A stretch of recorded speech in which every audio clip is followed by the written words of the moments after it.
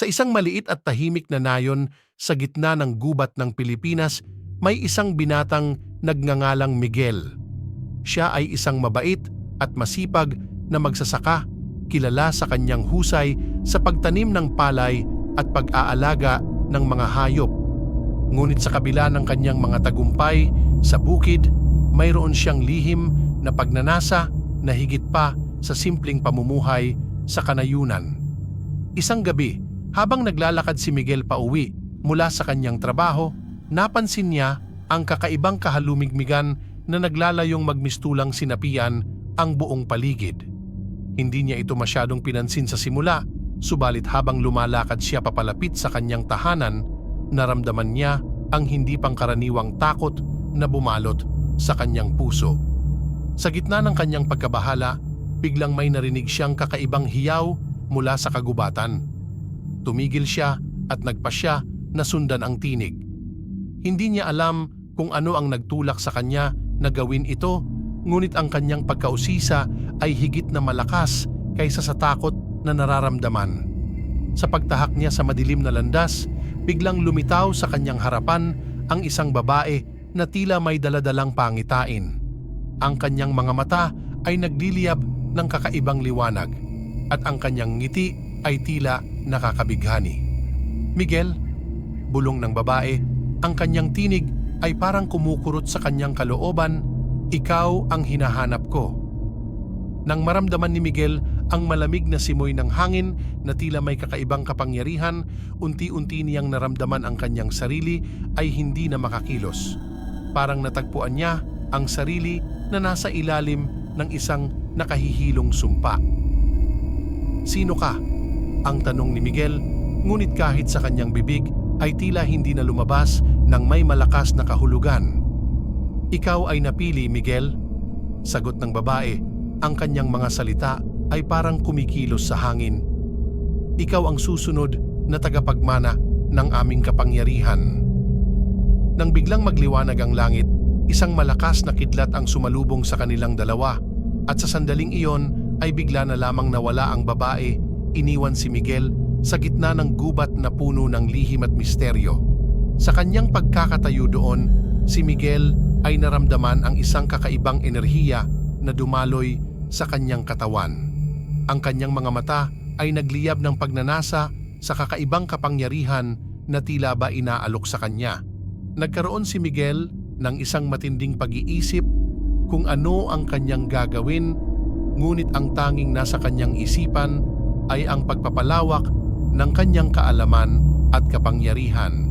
At sa gabing iyon, ang buhay ni Miguel ay hindi na kailanman magiging tulad ng dati. Ang kanyang pagtuklas sa lihim ng kanyang kinabibilangan ay magdadala sa kanya sa isang mundo ng mga alamat, kababalaghan at kaharian ng dilim.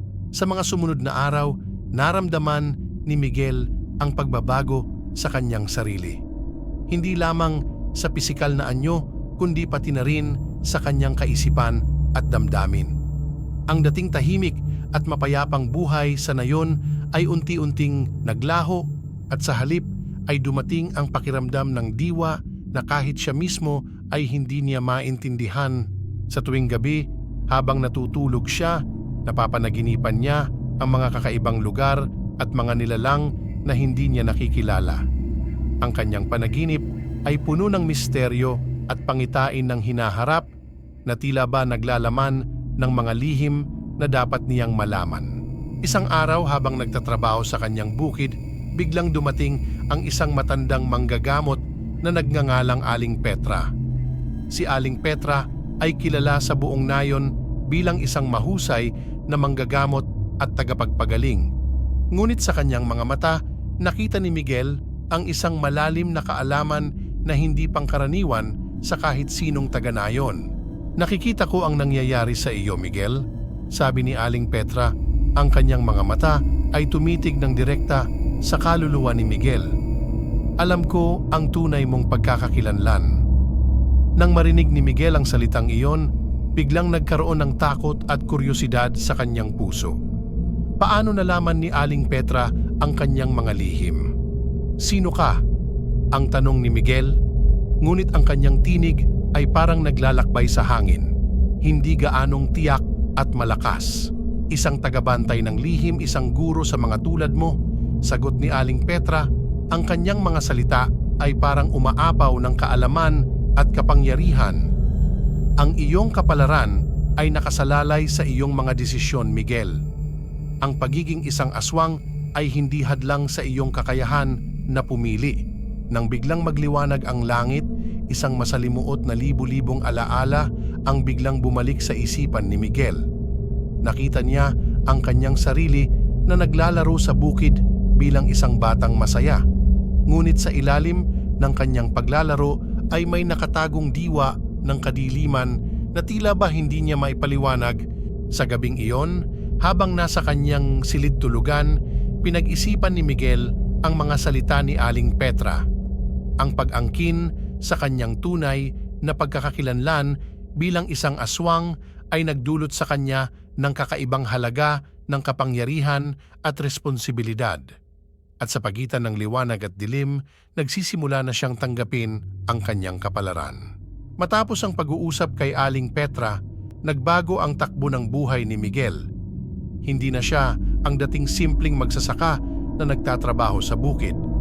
Sa halip, nagsimula siyang sumabak sa mga pagsubok at pakikipagsapalaran na nauukol sa kanyang bagong buhay bilang isang aswang. Sa pamamagitan ng tulong at gabay ni Aling Petra, unti-unti niyang natutunan ang mga bagong kakayahan at kapangyarihan ng mga aswang. Nag-aral siya ng mga antikong ritual at mga teknik sa paggamit ng kanyang kapangyarihan na nagbigay sa kanya ng bagong kakayahan at kumpiyansa sa kanyang sarili. Ngunit sa kabila ng kanyang pag-unlad, hindi nawala sa kanya ang pangungulila sa dating buhay at mga taong iniwan niya. Sa kanyang mga panaginip, madalas niyang nakikita ang kanyang pamilya at mga kaibigan na nagdadala sa kanya ng lungkot at pangungulila. Isang araw nagpasya si Miguel na harapin ang kanyang nakaraan at subukan na makabalik sa kanyang dating tahanan. Kasama si Aling Petra, naglakbay siya patungo sa kanyang dating nayon, dala ang determinasyon na makita muli ang mga taong iniwan niya. Ngunit pagdating sa kanilang dating tahanan, natuklasan nilang wala nang natitirang tao. Ang bukid ay abang lubog sa kalunuran ng araw at ang mga bahay ay puno ng alikabok at nakakalasong katahimikan.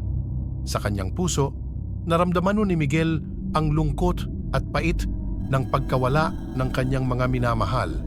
Ngunit sa gitna ng kanyang kalungkutan, naglalayon siyang magpatuloy sa kanyang misyon bilang isang aswang na gamitin ang kanyang mga bagong natutunan upang protektahan ang mga taong hindi niya nais na mawala muli.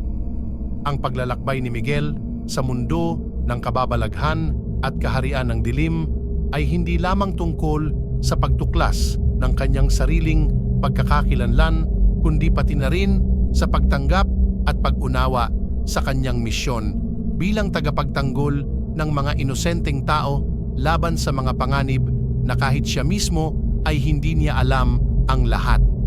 Sa bawat hakbang ng kanyang paglalakbay, ang kanyang pagiging aswang ay magiging tanglaw at tagapagtanggol ng mga pusong handang ipagtanggol ang lihim at kabutihan sa gitna ng dilim at kadiliman ng mundo.